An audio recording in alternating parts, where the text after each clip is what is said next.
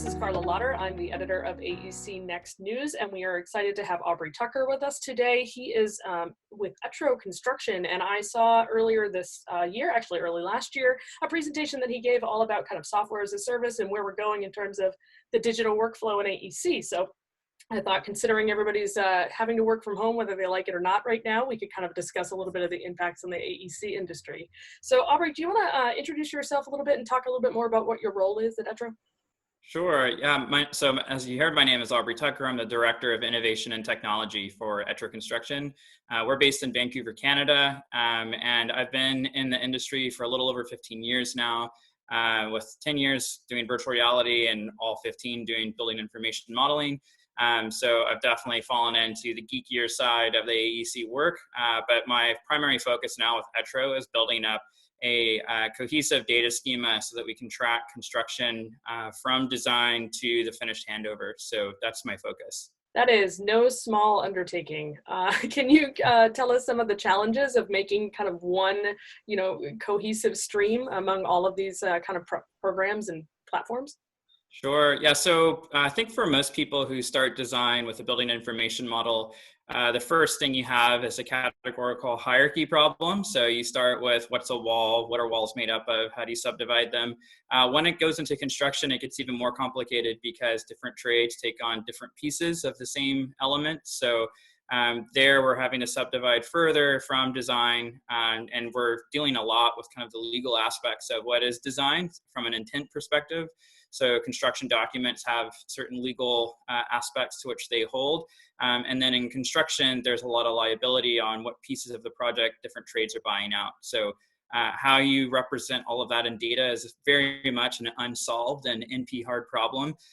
So we're looking at essentially just kind of finding those clients that are up for that challenge, because ultimately to have a truly intelligent handover, these problems need to be solved so that you can show whose hands touch what parts of the building, what the maintenance requirements are for those, what it costs to replace certain things, and then most importantly, how you can ensure all of it. So it's a fun challenge to kind of see the next steps for BIM, and that's, I think, very much kind of what I've got my eyes on at this moment. Absolutely. And, I know we're all in this unprecedented situation. We're working from home, we're working in different environments than we used to work. What kind of unique opportunities and challenges is that giving to the AEC industry right now? I think this is very much a challenge time for technology because even just doing remote meetings, I think a lot of people are used to having the techier folks in their office set those meetings up, and now it's on everyone in their own house with their own kind of means and methods to make meetings work. So we're getting to see, I think, in a big way, technology is not as easy as some of us think that it is. A lot of technical difficulties just in having a meeting.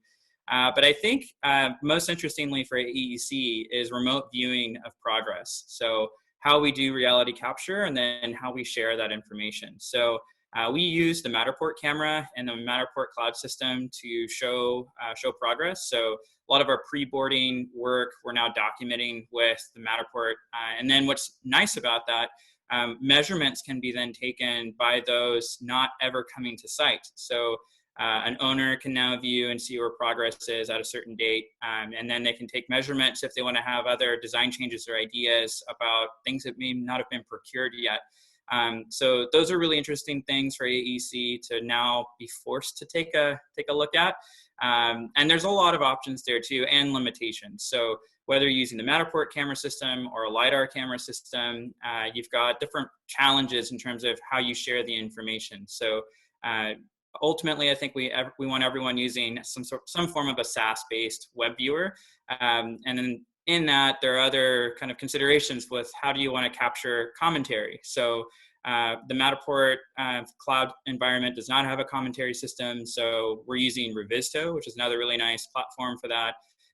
Runs lightweight on tablets and computers, and then we're able to bring in point clouds from the scans. So I think commentary is key, though, because especially when you've got social distancing in effect on construction sites, it is slowing down what you can do in a big way. So prioritization of what task comes next is a very big thing to try to tackle. And so Revisto is a nice platform for that. Again, from Autodesk, there's Autodesk Construction Cloud. So they're looking at it in a way that's slightly different from Revisto. So I haven't gotten my hands on the latest updates of that.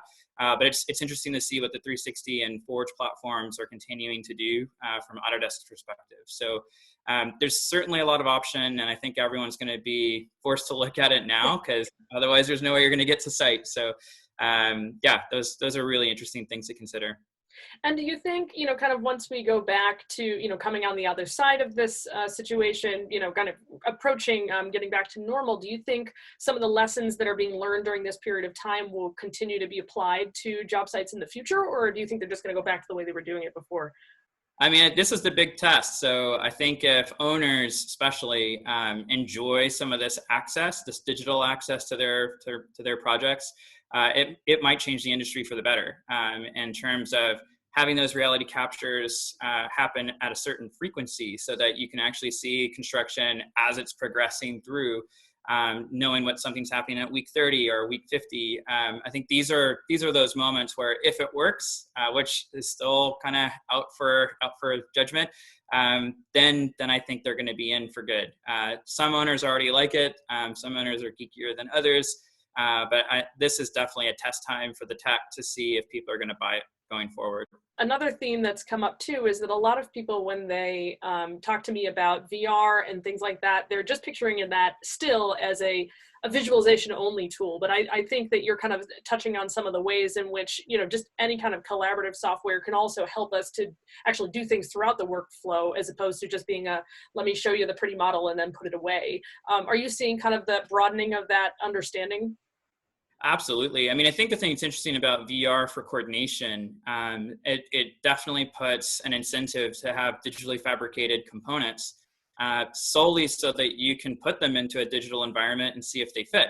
So the missing component there is how you grab reality to then test the digitally fabricated components against it. And then we're kind of back at that. How are you scanning the space? How are you bringing it in? Is it a mesh model? Is it a point cloud?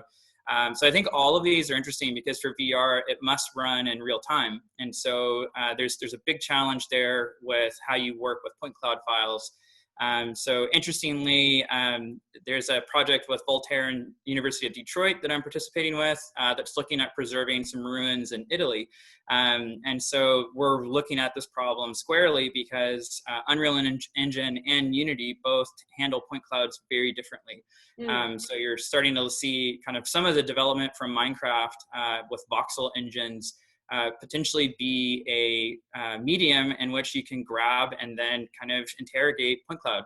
So if that works, it's a big if, that could be really interesting, because then you could have reality capture simply be point cloud files, and then all of your digitally fabricated components be the mesh models or the, whatever kind of object primitive based models that they are, and then collaborate with them in a real-time engine. So that's definitely an interesting path forward. And I think the only big issue there is that most people still have not been that interested to buy VR for the home. So it's in a lot of offices, which most people can't get into. And then for those of us that do have it at home, we're kind of the ones who are also the content creators. So we're not the opinions that people care about with whether or not it works. So I think that's the next kind of challenge for VR. You're so deep and involved in kind of like putting those workflows together and trying to find those common data schema. Do you have any advice for companies who may be struggling with this right now? I think the biggest question to start with is in which ways do you want to document progress? So if you start simple, you're looking at capture methods that are like a Matterport camera system, where you've got a $5,000 camera and a cloud-based environment that does a lot of the work for you. If you're looking at other solutions that are like 360 photography, you're not getting a 3D model, but maybe you don't need that. So Multivista is a company that's out here in Western Canada that's kind of got their own homegrown system for that. So I think some companies that have the technical sophistication, they might just do that for themselves and then have a lot more control on the types of data that they generate. But I mean, point cloud has been king of reality capture forever, and I don't think that's going to change. So how you handle point cloud files is definitely a pretty early question. If you don't have BIM, which there are still many projects that are not doing that, the whole 3D coordination aspect, it actually becomes much simpler because now you're just looking at a 2D overlay on a point cloud file, which is actually not that difficult. So something that can be done in AutoCAD. So those are some simple things to just start with, and then thinking about how you democratize accurate access. So for me, that simply translates to you need to have some sort of web interface in which you share all of your work. So that can be as simple as just setting up a photo album with screenshots of this is what it looks like on one of our VDC technicians' computers. What do you think? It can be really, really simple. And then it's just tracking and prioritizing commentary. So I think those are the three kind of basic questions. And then from there, it's all up to kind of their own tech stack and what they can afford and what they want to push with. Well, I want to thank you so much for all your insight on this, as I know this is a really challenging time for AEC. So thanks again for all the time to come on and give us a chat here on AEC. Yeah, great. Thanks for having me. Thanks.